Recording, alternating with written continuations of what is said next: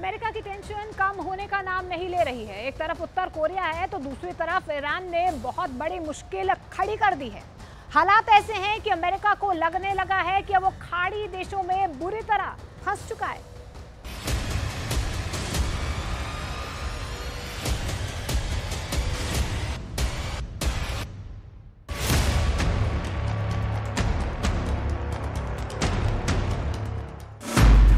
America और Iran के बीच तनाव का नया अध्याय शुरू हो चुका है।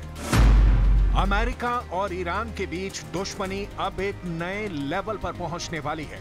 कह सकते हैं कि अमेरिका और ईरान की दुश्मनी का 2024 वाला मॉडल तैयार हो चुका है।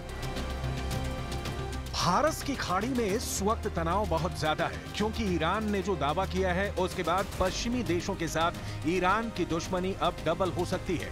ईरान ने 2 विदेशी तेल टैंकरों को अपने कब्जे में कर लिया है। इनमें 15 लाख लीटर तेल भरा है। दोनों तेल टैंकर स्टीवन और क्राउन ये पनामा और तंजानिया के झंडों के साथ ऑपरेट कर रहे थे। लेकिन तेल किसका है और किस देश तेल ले जाया जा रहा है, इसके बारे में ईरान का दावा है कि ये तेल तस्करी करके ले जाया जा रहा था।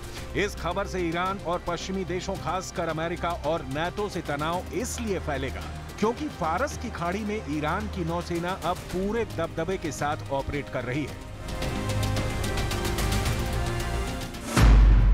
अमेरिका इसे ईरान की दादागिरी कहता है। ईरान कहता है कि अमेरिका उसके इलाके में दखल दे रहा है। कुल मिलाकर ईरान बनाम अमेरिका का ये ऐसा 100 डिग्री वाला तापमान है जिसकी वजह से पूरा पश्चिम एशिया उबाल खा रहा है।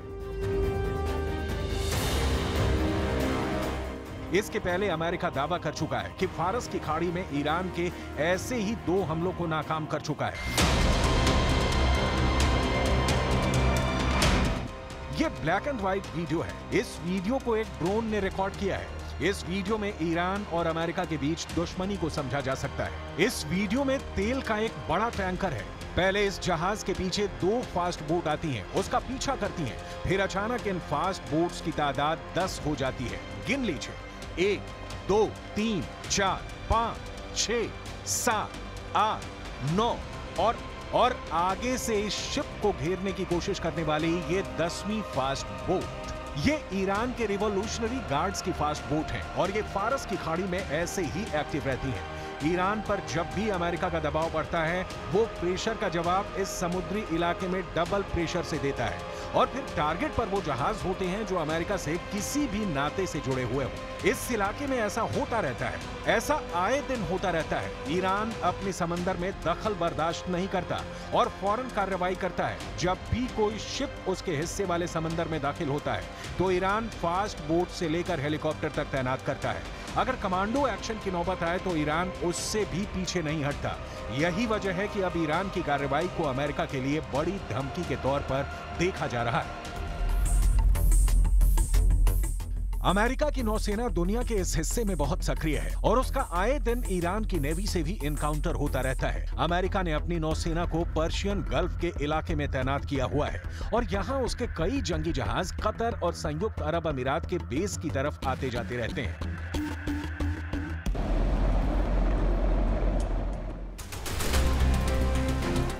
अमेरिका के इन जंगी जहाजों को भी ईरान नहीं बख्शता और कई बार इन बड़े बड़े हथियारों वाले जहाजों को भी ईरान की नौसेना धमका चुकी है। यही वजह है कि अमेरिका यहां पर अपना कैरियर बैटल ग्रुप भी एक्टिव रखता है। उसे लगता है कि ईरान के साथ किसी भी वक्त युद्ध की जरूरत पड़ सकती है। ईरान पर ऐसा प्रेशर बनाए रखने के बाद भी इस वक्त अमेरिका अब ईरान की शर्तों के तहत काम करने को मजबूर होता जा रहा है। अमेरिका में बाइडेन की बेइज्जती की बड़ी वजह ईरान के साथ एक डील भी बन चुकी है जिसमें फिरौती के तौर पर ईरान के 48,000 करोड़ रुपए उसे वापस लौटाए जा रहे हैं। ईरान पर प्रतिबंधों के तहत दक्षिण कोरिया में उसके 48,000 करोड़ रुपए जब्त कर लिए गए थे। अब इस रकम को लौटाकर अमेरिका अपने 5 नागरिकों को ईरान से छुड़ाने के लिए डील कर चुका है। अमेरिका के विदेश मंत्री एंटनी ब्लिंकन ने इसके लिए प्रतिबंधों में छूट देने के लिए दस्तखत कर चुके हैं। दोनों देशों के अधिकारी कह चुके हैं कि सैद्धांतिक रूप से एक समझौता हो गया है। ये ईरान के सामने एक तरह से अमेरिका का सरेंडर है और अमेरिका में विपक्ष यानी रिपब्लिकन पार्टी भी कह रही है कि ये समझौता करके अमेरिका ने ईरान की अर्थव्यवस्था को नई ताकत देने का काम किया है और अब इसी रकम का इस्तेमाल अमेरिका और उसके दोस्तों के खिलाफ किया जाएगा। comes to getting Americans out of jail and back home who've been unjustly detained anywhere in the world, I'm happy to take any criticism that comes my way for that. I view it as job one, to do everything I can to bring Americans home. Iran ने America और उसके दोस्त Israel को परेशान करने के लिए दूसरा बहुत बड़ा काम लेबनान में शुरू कर दिया है और इसकी वजह है दक्षिण लेबनान में बनी ये हवाई पट्टी। बताया जा रहा है कि यह हवाई पट्टी इजरायल की जमीन से सिर्फ 20 किलोमीटर की दूरी पर है। यहां से ड्रोन उड़ाकर हमले किए जा सकते हैं। इजरायल अब इसे अपनी सुरक्षा के लिए बड़ा खतरा मान रहा है। ईरान की ड्रोन पावर को लेकर पहले ही अमेरिका बहुत ज्यादा घबराया हुआ है और अब ईरान के ड्रोन इजरायल के और करीब पहुंच जाएंगे तो इजरायल की दहशत और ज्यादा बढ़ जाएगी। यही वजह है कि बाइडेन और इजरायल के प्रधानमंत्री बेंयामिन नेतन्याहू के बीच 20 सितंबर को एक बैठक होने वाली है।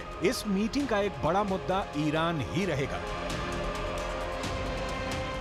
President Biden will sit down with Prime Minister Benjamin Netanyahu of Israel to discuss a range of bilateral and regional issues focused on the shared democratic values between the United States and Israel and a vision for a more stable and prosperous and integrated region, as well as to compare notes on effectively countering and deterring Iran.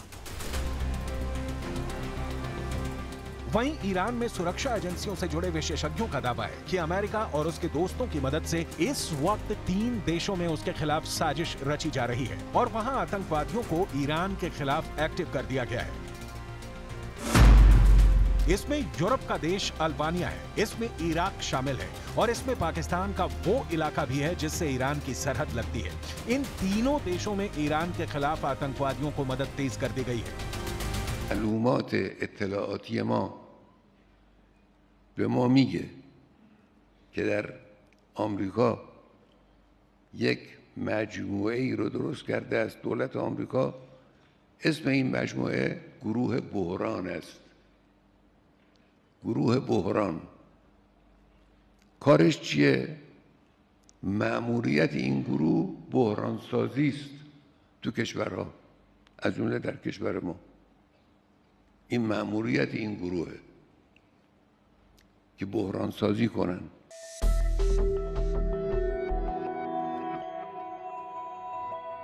ये Ayatollah Ali Khamenei है जो Iran के supreme leader हैं। विदेश मामलों से लेकर संचार और रक्षा से जुड़े सभी मुद्दे खामनेई के तहत आते हैं। राष्ट्रपति ईरान का कोई भी हो, यहां सिक्का सिर्फ और सिर्फ सुप्रीम लीडर का चलता है और ऐसा ईरान में 1979 की क्रांति से चला आ रहा है, जब अमेरिका के समर्थन वाली शाह की हुकूमत को ईरान के लोगों ने उखाड़ फेंका था। तब से ईरान अमेरिका और इजरायल को अपना सबसे बड़ा दुश्मन मानता आया है।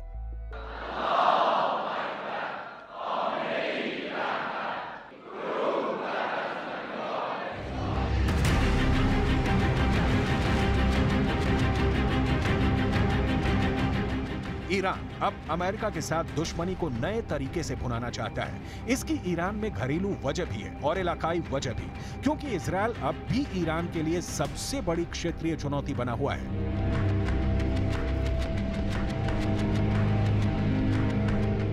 पश्चिम एशिया में अब ईरान के 2 बड़े दुश्मन हैं। इनमें पहला नंबर अमेरिका का है और दूसरा इजरायल है, जिन्हें ईरान और सऊदी अरब की दोस्ती से बड़ा शौक लगा है। گروه بحران سازی است تو کشورها، از جمله در کشور ما. این مأموریت این گروهه که بحران سازی کنن، بگردن نقاطی را که به نظر اونها موجب می شود در کشور بحران به وجود بیاد، این نقاط رو پیدا کنن و این نقاط رو تحریک کنن. این مأموریت این گروه بحران آمریکا.